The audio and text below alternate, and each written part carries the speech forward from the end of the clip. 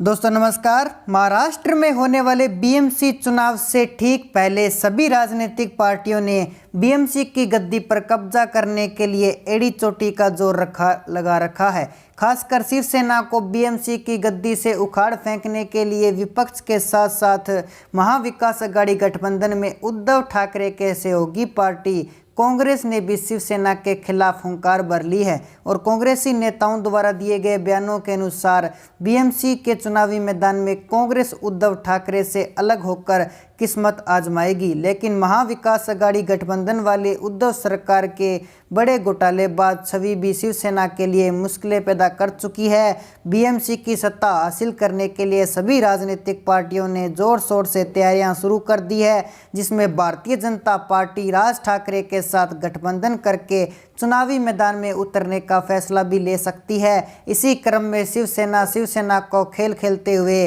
BJP के राणा दंपति और मनसे प्रमुख राज ठाकरे को महाराष्ट्र की राजनीति में हिंदुत्ववादी छवि चमकाने के लिए खुला छोड़ रखा है और राणा दंपति राज ठाकरे के साथ कंधे से कंधा मिलाकर भारतीय जनता पार्टी शिवसेना प्रमुख उद्धव ठाकरे को हिंदुत्ववादी सिद्धांतों पर बेनकाब करने के लिए कोई कसर नहीं छोड़ी है। हनुमान चालीसा के मुद्दे पर शिवसेना को बेनकाब करने के लिए आज फिर से राणा दंपति द्वारा नागपुर और अमरावती में हनुमान चालीसा का पाठ करने के साथ साथ महाआरती का आयोजन भी किया गया है। लेकिन राणा दंपति की हनुमान चालीसा वाली आवाज़ को दबाने के लिए एनसीपी ने भी नागपुर के उसी हनुमान मंदिर में सुंदरकांड का पाठ करने का फैसला लिया है, जो कि उद्धव सरकार की बौखलाहट को साफ तौर पर दर्शा रहा है। हालांकि महाराष्ट्र की जनता भली भांति जानती है कि पिछले 2.5 साल में महाविकास अघाड़ी गठबंधन वाली उद्धव सरकार ने हिंदुत्व के सिद्धांतों और मुस्लिमकरण की कांग्रेस नीति में से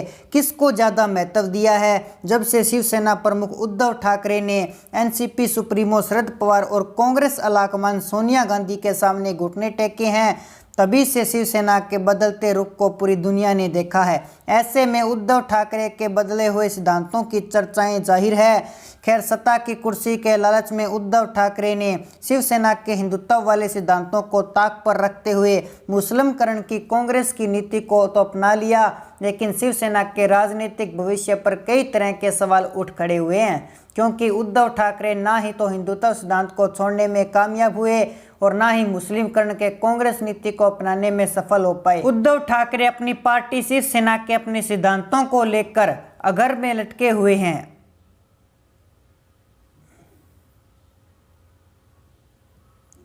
उद्धव ठाकरे अपनी पार्टी शिवसेना के अपने सिद्धांतों को लेकर अधर में लटके हुए हैं और 2 घोड़ों पर सवार होकर बीएमसी की गद्दी पर कब्जा करने के लिए कभी भी पूरा नहीं होने वाला सपना देख रहे हैं। 2 घोड़े यानी कि हिंदुत्व के सिद्धांतों पर भी चलेंगे और एनसीपी कांग्रेस के सामने घुटने टेक कर मुस्लिमकरण की कांग्रेस नीति वाले मुस्लिम वोटर को भी अपने साथ जोड़ रखेंगे। उद्धव ठाकरे को इन दोनों ही सिद्धांतों पर महाराष्ट्र की जनता इतना समर्थन करेगी, ये तो बीएमसी चुनाव के परिणाम में स्पष्ट हो जाएगा। लेकिन मारवाड़ी में एक कहावत है कि पेट वाले की उम्मीद में गोदी वाले को खो दिया। उद्धव ठाकरे और शिवसेना की स्थिति भी इसी कहावत जैसी ना हो जाए, क्योंकि जनता बहुत समझदार है और 2 घोड़ों पर सवार होने वालों का असर कैसा होता है, इसके कई उदाहरण देखने को मिल चुके हैं। खैर, बीएमसी चुनाव से पहले महाराष्ट्र की राजनीति में हड़कंप मचा हुआ है, क्योंकि महाविकास अघाड़ी गठबंधन के तीनों पार्टियों में बड़ी आपसी फूट अब जाहिर तौर पर हो चुकी है और इसी क्रम में एनसीपी कांग्रेस शिवसेना नेताओं द्वारा कई बार महाराष्ट्र की राजनीति में लेटर बम फोड़े गए, जो तीनों पार्टियों में पड़ी आपसी दरार को काफी बड़ा करने का काम कर चुकी है। सर्वप्रथम कांग्रेस के नेताओं ने सोनिया गांधी को पत्र लिखकर महाविकास अघाड़ी गठबंधन से बाहर निकलने की गुहार लगाते हुए मुख्यमंत्री उद्धव ठाकरे और एनसीपी सुप्रीमो शरद पवार द्वारा मनमानी करने वाले शिकायत भी की थी, जिसके बाद शिवसेना प्रमुख और मुख्यमंत्री उद्धव ठाकरे को दिल्ली में 10 जनपद पर सोनिया गांधी के दरबार में हाजिरी लगाकर सफाई देनी पड़ी थी। इसके थोड़े दिनों बाद ही शिवसेना के नेता और विधायक प्रताप शर्मा पर नाइट में दूसरा लेटर बम फोड़ते हुए उद्धव ठाकरे को एनसीपी और कांग्रेस से दूरी बनाकर प्रधानमंत्री नरेंद्र मोदी जी के चरणों में शरण लेने की सलाह दी थी और एनसीपी कांग्रेस पर गंभीर आरोप लगाते हुए शिवसेना को अंदर ही अंदर खोखला हल्का करने की बात भी इसी लेटर वोट में कही गई थी। इसके बाद कांग्रेस के 22 से ज़्यादा विधायक महाराष्ट्र से फरार होकर दिल्ली में 10 जनपद पर सोनिया गांधी के सामने मुख्यमंत्री उद्धव ठाकरे और एनसीपी सुप्रीमो शरद पवार की शिकायत करते हुए महाविकास अघाड़ी गठबंधन तोड़ने की गुहार लगाते हैं, जिसके बाद उद्धव सरकार में कांग्रेस की मंत्री यशोमती ठाकुर ने बतौर मुख्यमंत्री उद्धव ठाकरे को नीलबट्टे सन्नाटा बताया था। इस घमासान के बाद महाराष्ट्र कांग्रेस के प्रदेशाध्यक्ष नाना पटोले द्वारा फिर से लेटर बम का विस्फोट किया गया और शिवसेना एनसीपी से दूर दूर बनाकर महाविकास अघाड़ी गठबंधन खत्म करने की गुहार सोनिया गांधी के सामने लगाते हुए लगाई गई, जिस पर कांग्रेस के मंथन शिविर में 500 से ज़्यादा कांग्रेस के वरिष्ठ नेताओं ने विस्तार से चर्चा कर इस लेटर बम पर अंतिम फैसला सुरक्षित लिया, जिसे निकट भविष्य में ही सोनिया गांधी द्वारा सुनाया जा सकता है। और कांग्रेस हलाकमान सोनिया गांधी के इस फैसले में महाविकास अघाड़ी गठबंधन टूटने के प्रयास लगातार लगाए जा रहे हैं। महाविकास अघाड़ी गठबंधन वाली उद्धव सरकार में हुए इस घमासान के बाद एक बार फिर से शिवसेना के नेताओं ने एनसीपी और कांग्रेस के नाराजगी जताते हुए शरद पवार को शिवसेना का सबसे बड़ा दुश्मन घोषित कर दिया है। उधर सरकार में मचे बवाल के ताज़ा मामले के अनुसार शिवसेना कई नेताओं ने बागी सुर अपनाते हुए उद्धव ठाकरे को एनसीपी और कांग्रेस से दूरी बनाने की सलाह दे डाली है। ऐसे में इस पूरे घमासान पर महाराष्ट्र की जनता जनार्दन के साथ साथ विपक्ष की नज़रें भी टिकी हुई है और भ्रष्टाचारी छवि के साथ बीएमसी चुनावी मैदान में उतरने से शिवसेना को बहुत बड़ा राजनीतिक घाटा होने का अनुमान विशेषज्ञों द्वारा लगाया जा रहा है, जो बीएमसी की गद्दी के साथ साथ उद्धव ठाकरे की सीएम गद्दी पर भी संकट के बादल मंडराने जैसे संकेत दे रहे हैं। इससे पूर्व भारतीय जनता पार्टी के वरिष्ठ नेताओं ने जून 2022 तक उद्धव सरकार के गिरने की भविष्यवाणी की थी और शिवसेना के 25 से ज़्यादा विधायकों में उद्धव ठाकरे के खिलाफ रोष व्याप्त होने का भी दावा किया था। शिवसेना के इन 25 विधायकों द्वारा जल्द ही भारतीय जनता पार्टी का दामन थामने वाला दावा भी बीजेपी नेता राय साहब दानवे ने किया था, जो अब सच साबित होता हुआ दिखाई दे रहा है कि शिवसेना के नेताओं में पड़ी आपसी फूट एनसीपी कांग्रेस के प्रति शिवसेना नेताओं के नाराजगी जाहिर हो चुकी है। इसी बीच शिवसेना के 22 से ज़्यादा विधायक ने वर्षा बंगले पर मुख्यमंत्री उद्धव ठाकरे के समक्ष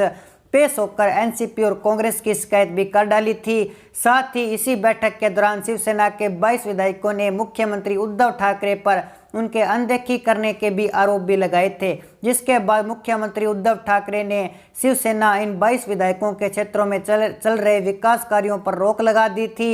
ऐसी स्थिति में कैसे तो उद्धव सरकार चलेगी और कैसे उद्धव ठाकरे बीएमसी की सत्ता हासिल कर पाएंगे, यह देखना काफ़ी दिलचस्प होगा। ऊपर से आए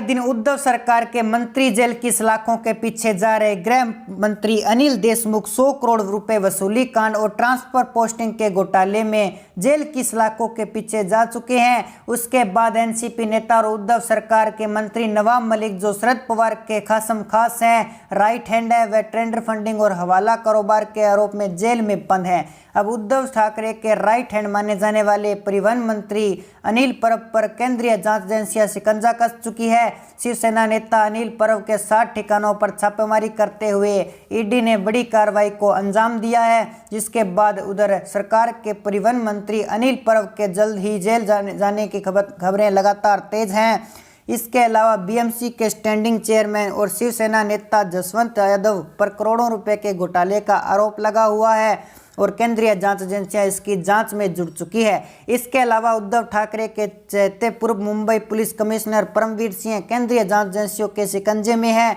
और सचिन बजे की इसकी ईमानदारी के तारीफों के पुल शिवसेना के बोंपू संजय राउत द्वारा बांधे जा रहे थे। वह भी इंटिलिया केस और हिरेन मर्डर केस में जेल की सलाखों के पीछे जा चुका है। तो दोस्तों, ऐसे में आपकी जो भी राय है आप हमारे कमेंट सेक्शन में ज़रूर बताएं। साथ ही हमारे चैनल को कर लीजिए सब्सक्राइब ताकि हमारे नए अपडेट्स आप तक पहुंच सके। जय हिंद, जय भारत।